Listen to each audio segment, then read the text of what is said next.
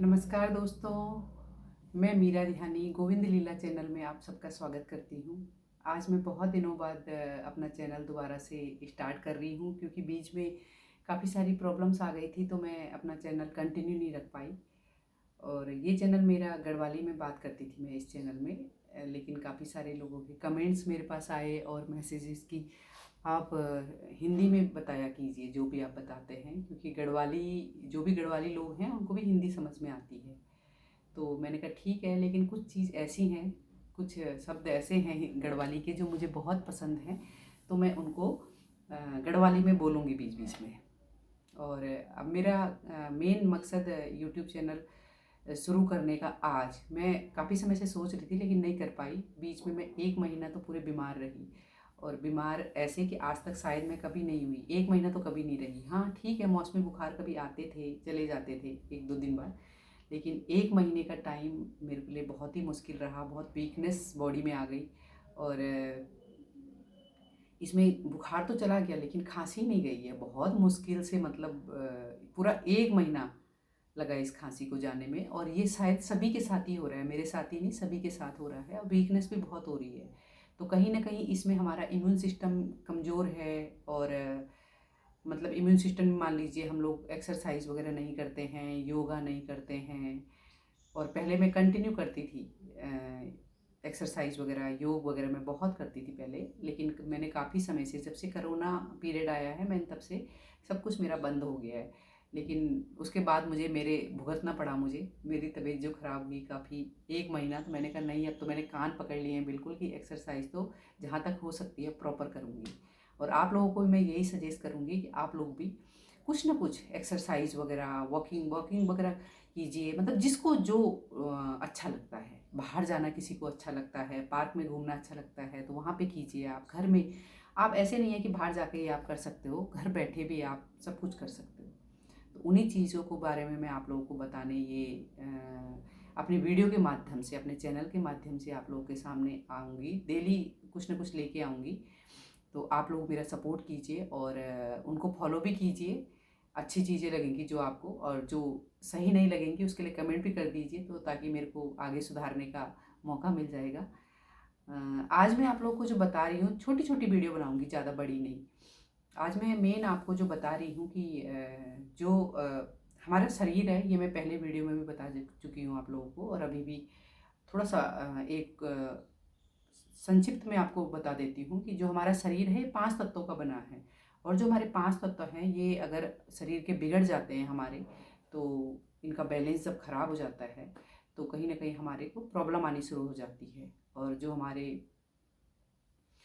प्रकृति होती है, वात पित्त कफ, इनकी भी एक एक घड़े के जैसे हैं, मटका जैसे 3 मटके हमारे शरीर में भरे भरे हैं। और इनका बैलेंस भी रहना चाहिए शरीर में, लेकिन जब इनका बैलेंस बिगड़ जाता है किसी भी चीज़ का, तो शरीर में बहुत सारी चीज़ें बीमारी के रूप में हमारे सामने आ जाती हैं। तो उनको कंट्रोल करने के लिए हमें छोटी छोटी योग क्रियाएं करनी चाहिए, मुद्राएं करनी चाहिए, जिससे हमारा पूरी शरीर का बैलेंस बना रहे। जिस तरह प्रकृति का बैलेंस बिगड़ता है ना बाहर, उसी तरह अंदर भी हमारे बिगड़ता है। मतलब एक ये कहावत भी है कि जो हमारे ब्रह्मांड में है वही हमारे शरीर में भी है।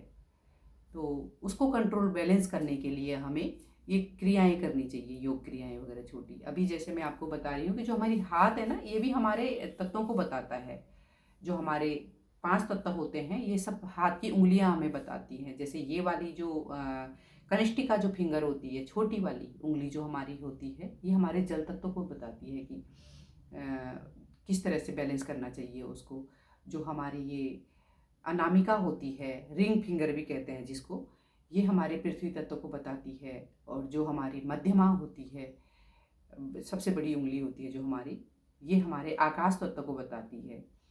जो हमारी तर्जनी होती है, अंगूठे के बगल में जो हमारी उंगली होती है तर्जनी, ये हमारे वायु तत्व को बताती है। और अंगूठा हमारे अग्नि तत्व को बताता है। तो ये सारी चीज़ें, इनका बैलेंस, जब भी अक्सर देखा होगा आपने मुद्राएं करते हैं कि ज्ञान मुद्रा में बैठ जाओ, प्राण मुद्रा में बैठ जाओ, तो लेकिन जब हमें पता ही नहीं है कि एक्चुअल में बैठ तो गए हम, लेकिन हम कौन सी चीज़ से किसको मिला रहे हैं, तो कोई फ़ायदा भी नहीं है इसका। जब तक हम, दिमाग हमारा सोचेगा नहीं कि ये चीज़ क्या है, तो करने से कोई फ़ायदा नहीं होता है। हम उसको मतलब मन से नहीं कर पाएंगे हम उसको। हाँ, कर दी, जिसने जो बोला आप प्राण मुद्रा कीजिए ये, लेकिन जब हम समझ जाते हैं किसी चीज़ को कि वाकई में, अगर प्राण मुद्रा मैं आपको बता रही हूँ, प्राण मुद्रा एक गुस्से के लिए भी होती है। जब किसी को गुस्सा आता है, सॉरी, ज्ञान मुद्रा, ज्ञान मुद्रा जो होती है वो गुस्से को कंट्रोल करने के लिए भी होती है।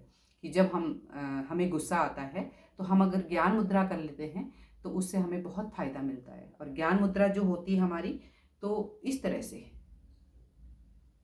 ये जो उंगलियां हैं, तर्जनी और अंगूठा, इनको मिला के, अब ज्ञान मुद्रा तो हमने कर लिया। अगर हमें ये भी पता चल जाए कि जो एक्चुअल में जो अंगूठा है हमारा, ये अग्नि तत्व है, और जो हमारी तर्जनी है ये हमारी वायु तत्व है, तो दोनों को मिला के, वायु और अग्नि, हमने दोनों को मिला के बैलेंस किया तो हमारा गुस्सा शांत हो गया। इस तरह से जब हम ये वाली करते हैं, और ये एक दिन के लिए नहीं, आपको काफ़ी प्रैक्टिस करनी पड़ती है, काफ़ी दिन तक कीजिए आप इसको। इसका एक दिन में कोई रिजल्ट नहीं आता है, आप डेली कीजिए, आपका देखिए धीरे धीरे गुस्सा भी शांत हो जाएगा। तो इस मुद्रा को आप कीजिए, साथ में ये भी सोचिए कि हम वायु और अग्नि को मिला रहे हैं, तो ये बन गई आपकी ज्ञान मुद्रा। और दूसरा मैं आपको बताऊंगी कि जो मैं इस पोजीशन में बैठ रखी हूँ, ये है हमारी वज्रासन।